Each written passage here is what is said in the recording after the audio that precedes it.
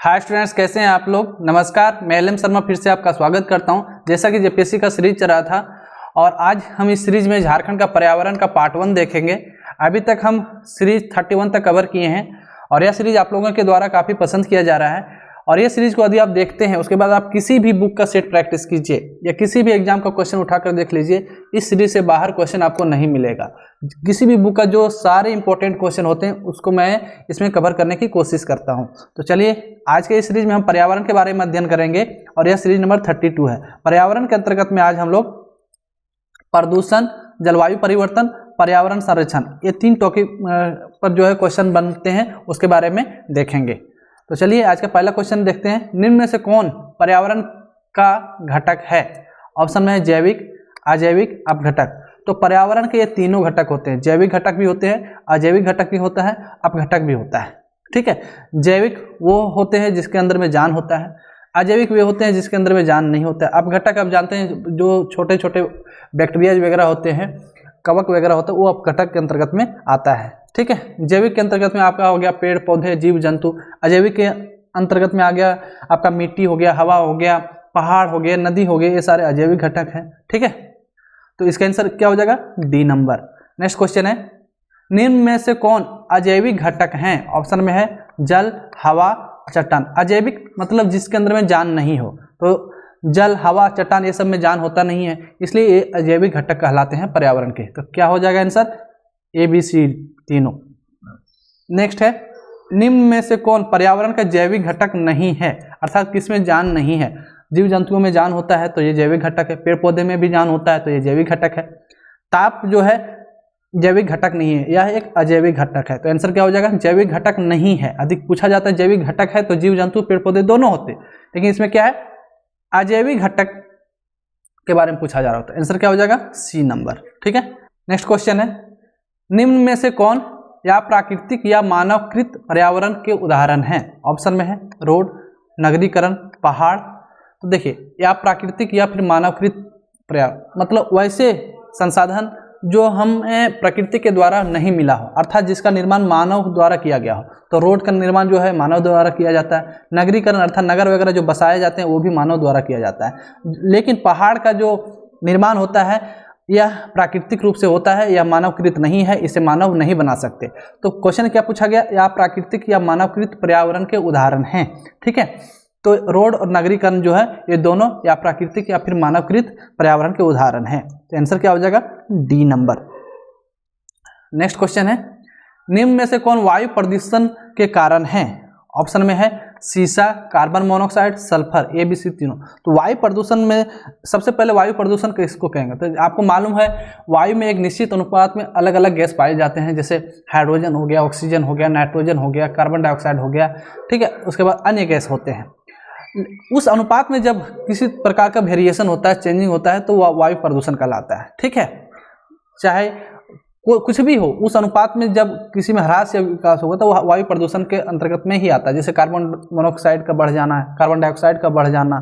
ठीक है, ये सब वायु प्रदूषण के ही कारण हैं। तो वायु को प्रदूषित करने के लिए जो जिम्मेवार है वह सीसा है, कार्बन मोनोऑक्साइड है, कार्बन डाइऑक्साइड है, सल्फर है, नाइट्रो ऑक्साइड है। ये सारी विषैली गैस जो है वायु को बुरी तरह से प्रदूषित करती है। तो ऑप्शन में क्या है? सीसा, कार्बन मोनोऑक्साइड, सल्फर, ये तीनों जो है वायु प्रदूषण के कारक हैं। तो आंसर क्या हो जाएगा? ए बी सी तीनों, ऑप्शन डी। नेक्स्ट क्वेश्चन है, निम्न में से मनुष्य 20 हर्ट्ज से फिल इन द ब्लैंक से कितना हर्ट्ज तक की ध्वनि सुन सकता है? अर्थात मानव जो है, आपको मालूम है हमारा जो ध्वनि का मापक होता है वो हर्ट्ज होता है। ठीक है, अर्थात मनुष्य कितना हर्ट्ज के बीच के ध्वनि को सुन सकता है? तो मनुष्य जो है 20 हर्ट्ज से लेकर 20,000 हर्ट्ज तक की ध्वनि को सुन सकता है। इससे कम की ध्वनि भी नहीं सुन सकता, इससे ऊपर हर्ट्ज की भी ध्वनि को नहीं सुन सकता है। आंसर क्या हो जाएगा? C number. ठीक है, नेक्स्ट है, विश्व स्वास्थ्य संगठन ने दिन में कितना डेसिबल तथा रात में 35 डेसिबल तक की ध्वनि मानवीय स्वास्थ्य के लिए उपयुक्त बताया है? ठीक है, तो देखिए, विश्व स्वास्थ्य संगठन जो WHO है, उसके अनुसार उनका मानना है कि मनुष्य जो है दिन में 45 डेसिबल तक और रात में 35 डेसिबल तक की ध्वनि जो है उसके स्वास्थ्य के लिए उपयुक्त है। इससे ऊपर की ध्वनि आप यदि दिन में सुनते हैं, ठीक है, 45 डेसिबल से ऊपर आप लगातार शोरगुल में रहते हैं या फिर रात में 35 डेसिबल से ऊपर की ध्वनि होती है, तो आपका जो मस्तिष्क है वो चिड़चिड़ा हो जाएगा, आप अस्वस्थ हो जाएंगे, ठीक है। लेकिन 90 डेसिबल से ऊपर की ध्वनि को यदि आप लगातार सुनते हैं तो आप पागल भी हो सकते हैं, ठीक है, जान भी जा सकती है। ऑप्शन में है 45, 50, 55, 60। तो दिन में 45 डेसिबल और रात में 35 डेसिबल, ये ध्यान में रखेंगे, ये WHO के अनुसार है। तो आंसर क्या हो जाएगा, ये नंबर। नेक्स्ट क्वेश्चन है, निम्न में से कौन ध्वनि प्रदूषण का कारण है? ऑप्शन में है भूकंप, तेज वर्षा, बिजली की कड़कड़ाहट, ABC तीनों। तो देखिए ध्वनि प्रदूषण का जो कारक है, दो कारक है, एक होता है प्राकृतिक कारक, दूसरा होता है मानवकृत कारक, ठीक है। प्राकृतिक कारक के अंतर्गत में भूकंप हो गया, तेज वर्षा हो गया, बिजली की कड़कड़ाहट हो गई, ठीक है, भूकंप, ये सब जो है आपके प्राकृतिक कारण है। मानवकृत कारण के कारण भी भूकंप होता है, जैसे जोर जोर से लाउड स्पीकर को बजाना, कल कारखानों में लगातार मशीन का चलना, मनोरंजन के साधन के रूप में ज़्यादा ध्वनि वाले उपकरण का प्रयोग करना, परिवहन से लगातार वायु प्रदूषण होता है, ठीक है, ये सब कारण होते हैं ध्वनि प्रदूषण के। तो इसमें क्या हो जाएगा, ऑप्शन नंबर डी, अर्थात भूकंप, बिजली की कड़कड़ाहट, तेज वर्षा से भी ध्वनि प्रदूषण होता है। नेक्स्ट क्वेश्चन है, निम्न में से कौन भूमि प्रदूषण के कारण है? भूमि अर्थात मिट्टी का प्रदूषण कैसे होता है? जल प्रदूषण से, वनों की कटाई से, जनसंख्या वृद्धि से, ठीक है। तो ये भूमि प्रदूषण के लिए तीनों कारक जिम्मेवार हैं। जल यदि प्रदूषित होता है तो मिट्टी के अंदर में जाता है, फिर वो मिट्टी की गुणवत्ता को बुरी तरह से प्रभावित करता है, ठीक है, वहाँ की भूमि को बंजर बना देता है। लगातार जंगल की कटाई से भी क्या होता है, वहाँ का इरोजन हो जाता है, वहाँ की मिट्टी का अपर्दन हो जाता है, जिससे भी जो मिट्टी है वो खराब हो जाती है, ठीक है। जनसंख्या वृद्धि से नगरीकरण बढ़ता है, नगरीकरण करने के लिए हम जंगलों की कटाई करते हैं, जंगल की कटाई से मिट्टी का अफवाह होता है, अपर्दन होता है, जिसके कारण भी भूमि प्रदूषण होता है। इसके अलावा जनसंख्या वृद्धि से लगातार कचरे का ज़्यादा निर्माण होता है, और कचरे हम एक निश्चित जगह पर फेंकते हैं, जहाँ पर फेंकते हैं वहाँ की भूमि को बुरी तरह से बर्बाद कर देता है, प्रभावित करता है। तो भूमि प्रदूषण के ये सब कारण हैं। इसके अलावा रसायन एवं कीटनाशक का प्रयोग से भी भूमि प्रदूषण होता है, प्लास्टिक बैग वगैरह का प्रयोग से भी भूमि प्रदूषित होता है, वनों की कटाई से, जल प्रदूषण से, विस्फोटक का प्रयोग से, इन सभी से भूमि का प्रदूषण होता है, ठीक है। तो आंसर क्या हो जाएगा, डी नंबर। नेक्स्ट क्वेश्चन है, सर्वप्रथम किसने जैव विविधता शब्द का प्रयोग किया था? ऑप्शन है WG रोसेन ने, यूजिन लवजाय ने, होल्डर फ्लेमिंग ने, मार्क हुक ने।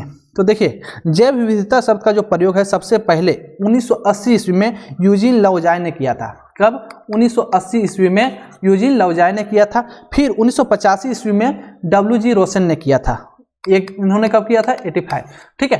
तो देखिए कभी कभी क्या रहता है, यूजिन लवजाय ऑप्शन में ना रह के आपको WG रोसेन रहेगा, ठीक है, उस समय आपको इसको टिक करना है। ये दोनों ऑप्शन में रहे तो आपको यूजिन लवजाय का टिक करना है। क्यों? इन्होंने 1980 में इसका प्रयोग किया था और 1985 में किसने किया था?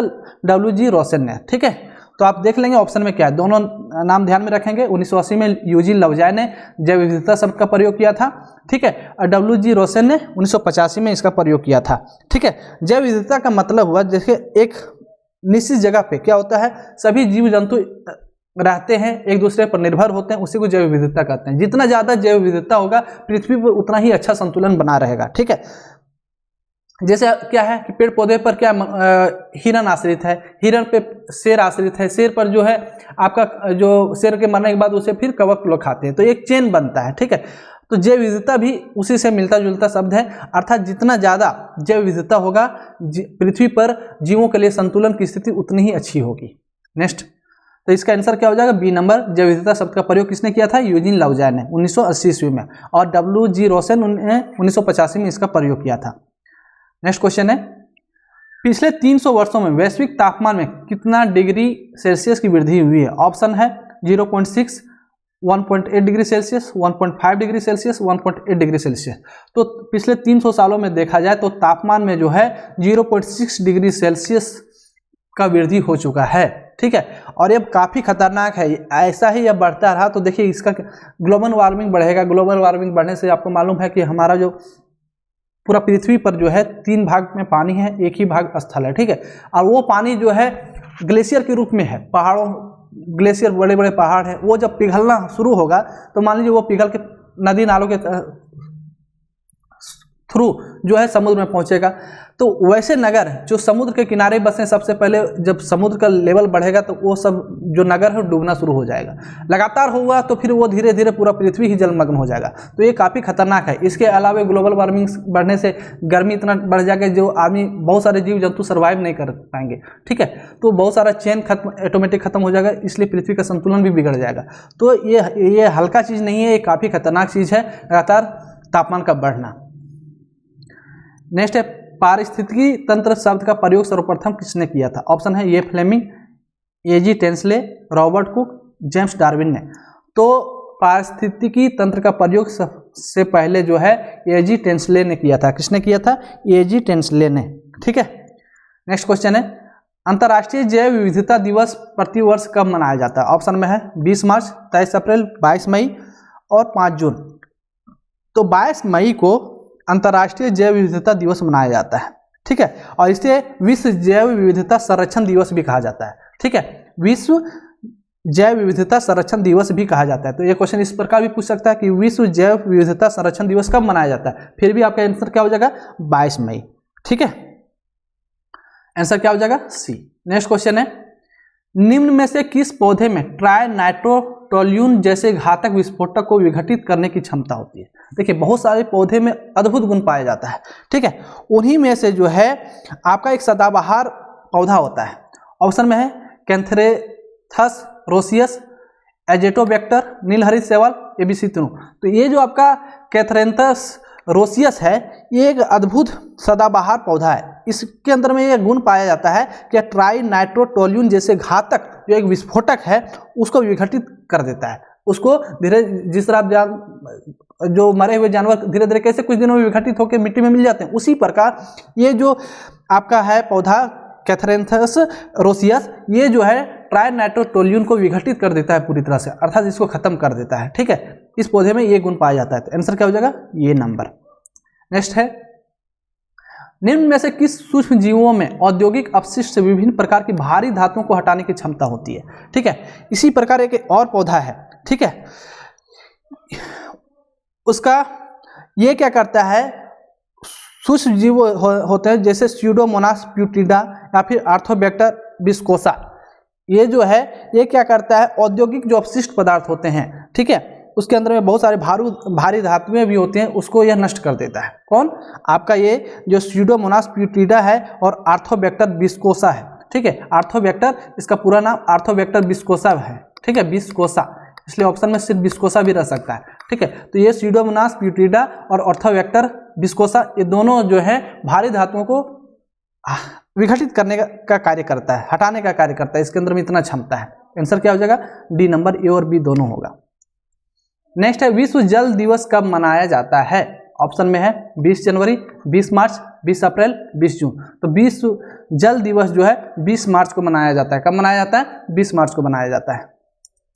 नेक्स्ट है राइजोपस एराइजस नामक कवक में किस घातक तत्व को हटाने की क्षमता होती है? देखिए, यह जो कवक है यह आपका यूरेनियम और थोरियम को पूरी तरह से विघटित कर देता है, खत्म कर देता है। इसे हटाने की क्षमता है इस कवक में, इतना क्षमता है।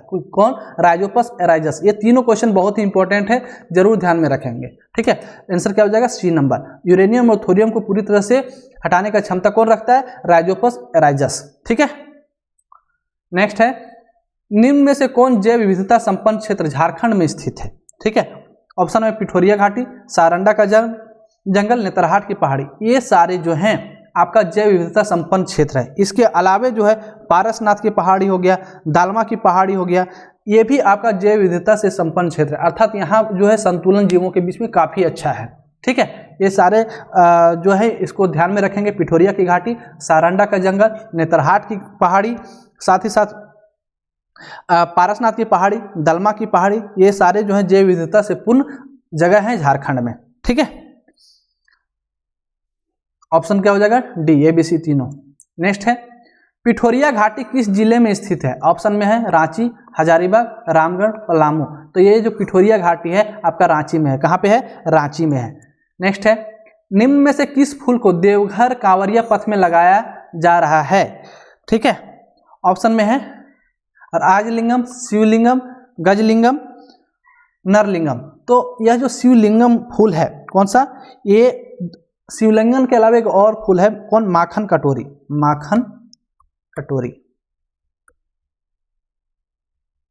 ठीक है, ये दोनों विलुप्त होने के कगार पर है, माखन कटोरी और शिवलिंगम। ठीक है, ये जो शिवलिंगम है इससे काफ़ी अच्छा सुगंध आता है। ये जो शिवलिंगम फूल है ये काफ़ी अच्छा सुगंध आता है इससे। ये लाल और सफ़ेद रंग का होता है और काफ़ी मनमोहक खुशबू इससे निकलता है। ठीक है, ये जहाँ पे होता है एकदम दूर दूर तक पूरा माहौल खुशनुमा हो जाता है। ठीक है, और इसका नाम भी शिवलिंगम है इसलिए क्या है, इसे देवघर कांवरिया पथ में जहाँ से बाबा बैद्यनाथ धाम को जल चढ़ाने के लिए लोग जाते हैं भक्तगण, उस पथ में इसे लगाया जाना का प्रस्ताव रखा गया है ताकि ये जो विलुप्त होने से इसे बचाया जा सके और जो भक्तगण है उसे इसका सुगंध का क्या कहते हैं अनुभव भी मिलता रहे। राइट, तो आंसर क्या हो जाएगा, बी नंबर। नेक्स्ट है, निम्न में से किस पेड़ की छाल को अगरबत्ती बनाने में उपयोग किया जाता है। ऑप्शन में है मेध, कोकून, स्लाइड, कथा। तो ये जो मेध पौधा है, ठीक है, यह जो मेध का पेड़ है इसका छाल से जो है अगरबत्ती बनाया जाता है। क्या, अगरबत्ती बनाया जाता है। यह काफ़ी सुगंधित होता है। ठीक है, जिसके कारण इसे अगरबत्ती बनाने में इसका प्रयोग किया जाता है। किसका, मेध का। नेक्स्ट क्वेश्चन है, निम्न में से किस पौधे का उपयोग रस्सी बनाने में प्रयोग किया जाता है। ऑप्शन में है हरजी, जेबा, शीतल, अरैया। ठीक है, तो यह जो शीतल पेड़ है, शीतल पेड़ के पौधे से रस्सी बनाने का काम किया जाता है क्योंकि यह काफ़ी मजबूत होता है। इससे रस्सी जो बनता है वो काफ़ी मजबूत होता है, जिसके कारण ये बहुत से जगहों पे इसे लगाया जा रहा है। राइट, आंसर क्या हो जाएगा, सी नंबर।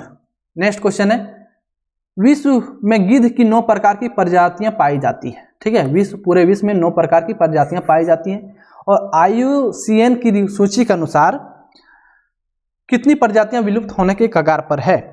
ऑप्शन में है 3, 4, 5, 6। तो IUCN की सूची के अनुसार जो है 3 प्रजातियां विलुप्त होने के कगार पर है। ठीक है, और ये झारखंड में गिद्धों की ये तीनों प्रजातियां पाई जाती है, जिसमें पहला कौन है, जिप्स बेंगलेंसिस।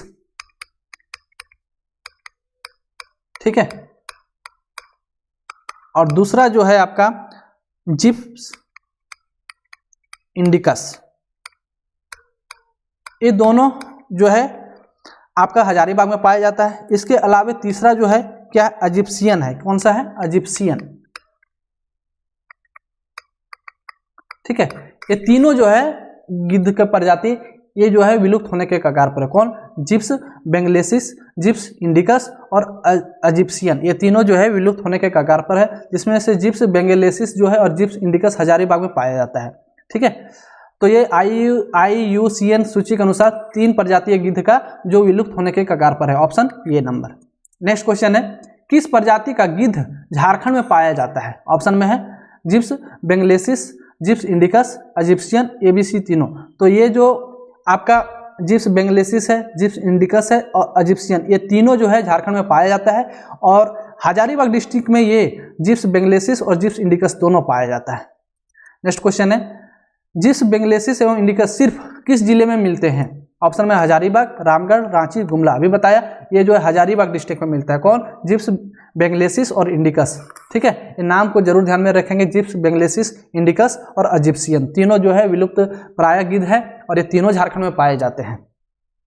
ठीक है, ये लगातार इसका जो संख्या है 2013 में जो इसकी संख्या था 250 से 300 के बीच में था। ठीक है, इसका जो संख्या था 250 से 300 के बीच था और इसकी प्रजातियां अभी इतनी कम हो गई, 97% लगभग कम हो गया। ठीक है, और इसका कम होने का कारण क्या है कि आप जानते हैं कि दर्द निवारक दवा होता है जो जानवरों को दिया जाता है, उसका नाम है क्या, डायक्लोनोफेक। क्या, डायक्लोनोफेक।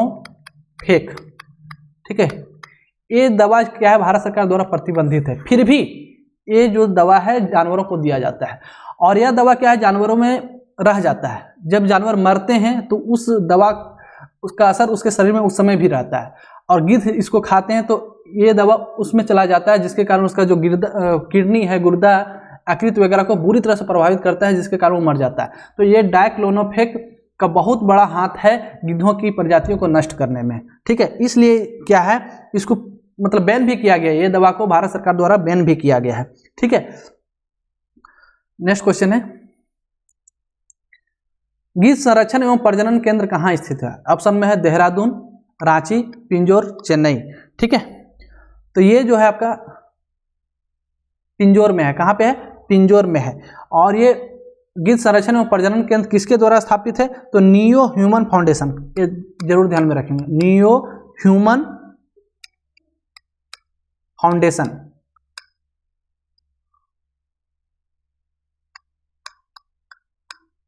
ये नियो ह्यूमन फाउंडेशन के द्वारा हजारीबाग के डिस्ट्रिक्ट में पिंजौर एक जगह है, वहीं पे गीध संरक्षण प्रजनन केंद्र है। ठीक है, कहाँ पे? ये पिंजौर की जगह आपका हजारीबाग भी आपको रह सकता है, हजारीबाग। ठीक है, हजारीबाग में है। ठीक है, देहरादून, रांची, चेन्नई के अलावा यहाँ पिंजौर के जगह आपको हजारीबाग भी ऑप्शन में रह सकता है, इसलिए जरूर ध्यान में रखेंगे। और यह नियो ह्यूमन फाउंडेशन के द्वारा स्थापित है। कौन सा? गीध संरक्षण प्रजनन केंद्र। राइट, नेक्स्ट है, वन्य जीव संरक्षण अधिनियम 1972 की अनुसूची के अंतर्गत गीध को संरक्षण प्राप्त है। वन्य संरक्षण अधिनियम 1972 में बना, उसके अनुसूची, किस अनुसूची के अंतर्गत गीध को संरक्षण प्राप्त है? अनुसूची 1, अनुसूची 2, अनुसूची 3, अनुसूची 4।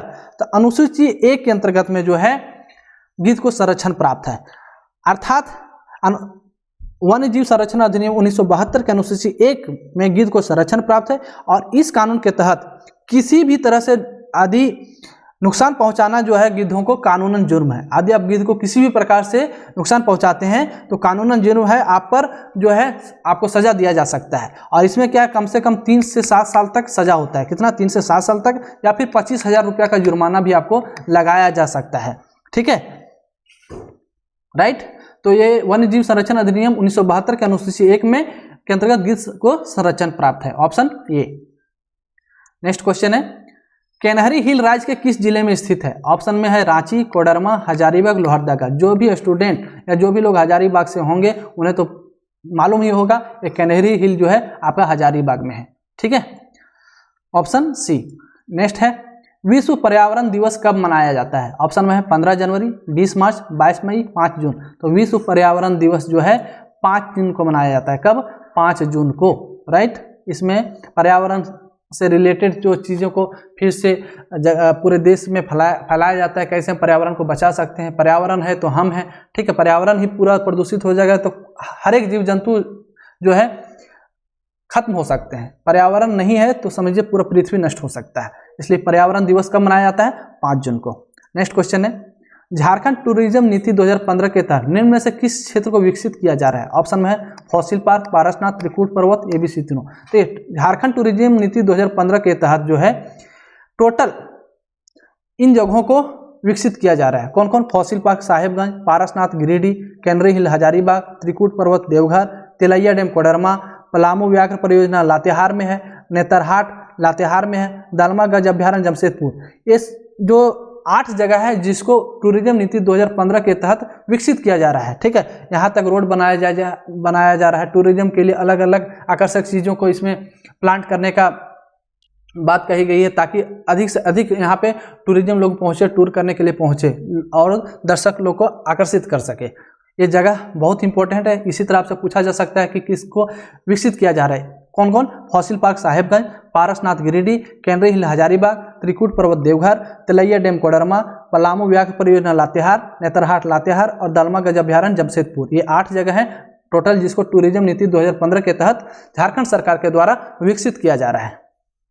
नेक्स्ट क्वेश्चन है, भारतीय कृषि में परिवर्तन नॉलेज नेटवर्क के अंतर्गत राज्य के किन जिलों को सम्मिलित किया गया? ऑप्शन है पूर्वी सिंहभूम, रांची, पलामू एवं रांची, गढ़वा एवं पूर्वी सिंहभूम, पलामू एवं गढ़वा।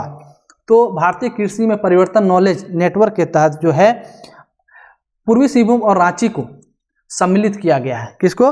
पूर्वी सिंहभूम एवं रांची को इसमें सम्मिलित किया गया है।